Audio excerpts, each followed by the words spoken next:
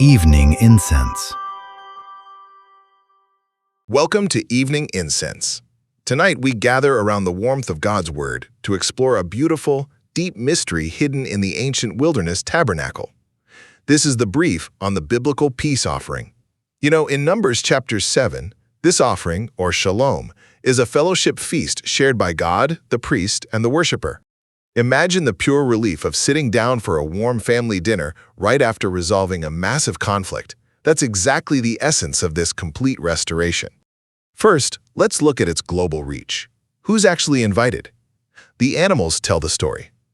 4 animal types represent the Earth's 4 corners, proving this piece is for absolutely every culture. And take the 2 oxen. They symbolize bringing historically divided groups, like Jews and Gentiles, to a single table.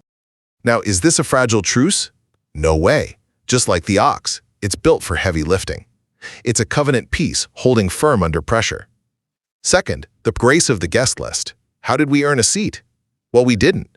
Rams, goats, and lambs were brought in groups of 5, which is the biblical number for totally undeserved grace. Rams act as our substitute. Goats show a beautiful transformation where the very symbol of guilt actually becomes an honored guest. And lambs, they point forward to our ultimate future celebration with God. Finally, our practical calling. The ancient worshiper didn't just watch this sacrifice, they actively ate and shared it. Today, we're called to carry this shalom outward into our own communities. Ultimately, Christ's strong, grace-filled sacrifice secured a seat at God's table for people from every culture. The feast is already prepared, so let's step out and deliver the invitation.